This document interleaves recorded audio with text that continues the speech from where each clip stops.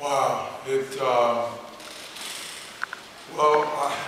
know, they always say great players see the game through a different set of eyes, and I would say that he really sees the game different. And I remember when he was in high school, and before, I guess this is when this first kind of started, when, I just saw how he would dominate the game and he didn't have to score a point.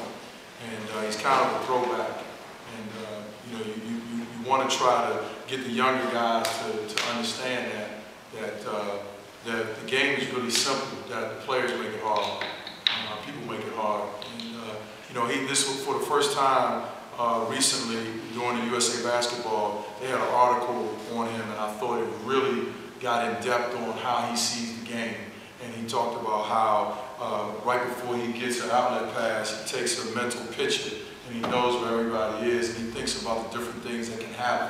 And that's the first time I've seen that on paper. You know, that someone that he's described it like that, because before, and maybe it's because it's towards the tail end of his career, but before maybe he just didn't want to share it like that, or, you know, sometimes you can't articulate, you know, the way that you view things. But I thought that was as in depth a view of the way Jason sees the game as any that I've seen. You had another guy, I think you coached him, that was one of the greatest of his profession, but he's a football player, Tony Gonzalez. What do you remember about him? Well, basketball? Tony was a free spirit, and if he could have, you know, I think sometimes when you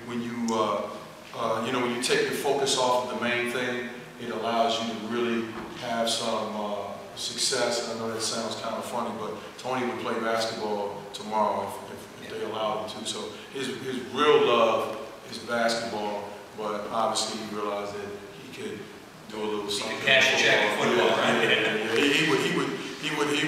He just was an athlete and never really lifted weights, but had obviously before he got to college. But you know, he would play. He played a football game one day, and then that evening played a basketball game. And so it was. I feel privileged to have coached guys like that. Greenberg bought 3,000 tickets and he gave them away to the students. And I thought it was a hell of a move. We couldn't even hear ourselves thinking there, and I didn't realize it until towards the end. They kept saying, "Thank you, Greenberg. Thank you, Greenberg." I thought it was a veteran move.